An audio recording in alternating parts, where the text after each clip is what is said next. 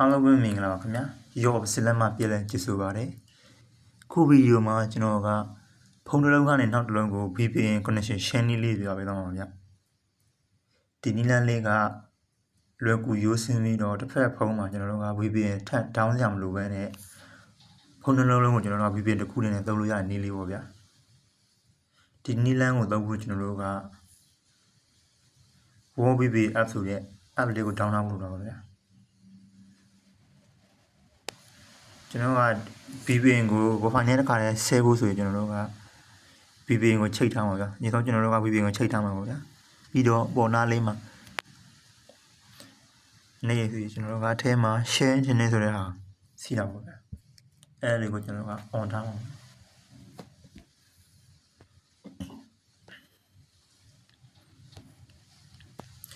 ကျွန်တော်တို့က internet ကိုရဲ့ proxy address ပြောင်းလဲမှုရှိမရှိဆက်ထားဖို့လိုတာပေါ့ဗျာ။ပြီးတော့ကျွန်တော်ချိန်မဲ့ဖုန်းကျွန်တော်အရင်ဆုံး Wi-Fi လုံးဝ Wi-Fi လွှဲမှာပါဗျာ Wi-Fi လွှဲ hotspot ကိုအရင်ဆုံးဖွင့်မယ်ပြီးတော့ကျွန်တော်ချိန်မဲ့တစ်ဖက်ဖုန်းကောင်းပါဗျာ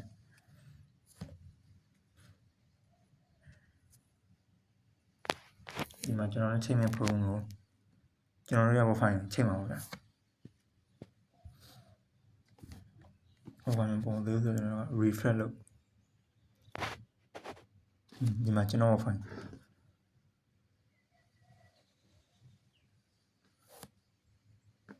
ကျွန်တော်က Wi-Fi ရဲ့လိပ်စာတိုင်းကျွန်တော်တို့က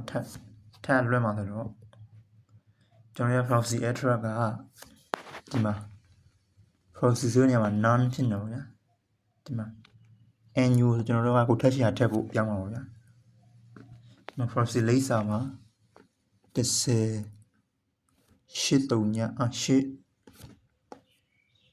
10.8ပြီးတော့ခေါ်ပြီးတော့ pop မှာက8.88 okay ကျွန်တော်က proxy အတွက်ပြောင်းလဲမှုရှိမရှိ test လုပ်လို့တော့ဗျာ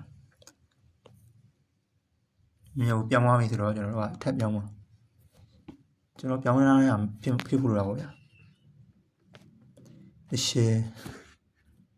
dot 238 dot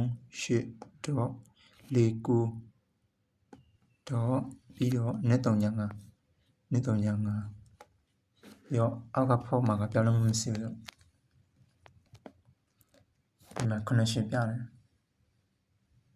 connection ပြီးတော့ connect ဖြစ်သွားပြီကျွန်တော် Wi-Fi test လုပ်မှာဗျာကိုယ့်ရဲ့ internet speed ကို test လုပ်မှာfast.com ပါဗျာ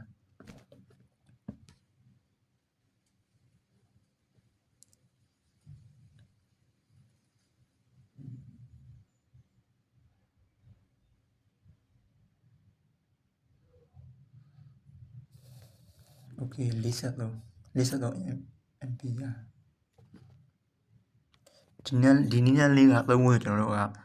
တို့ဒီထဲမှာ proxy IP address ဆိုနေတာကျွန်တော်ကပြောင်းလဲမှုရှိမရှိစစ်ဖို့လိုတာပေါ့ဗျာချို့ကျွန်တော်ကတော့ကြားပဲကျွန်တော်10ဟိုဟာဖြစ်နေနည်းနည်းလေးပဲပေါ့ခုကနန်းများသွားအဲ့ဒါပြောင်းလဲမှုရှိမရှိစစ်ဖို့လိုတယ်ပြီးတော့ကျွန်တော်တို့ကဟုတ်ပဲကိုယ်ဖိုင်ကိုလက်ခံတဲ့တစ်ဖက်ဖုန်းမှာ proxy ဆိုတဲ့ဆဲမှာထပ်ပြောင်းဖို့တာပေါ့ဗျာ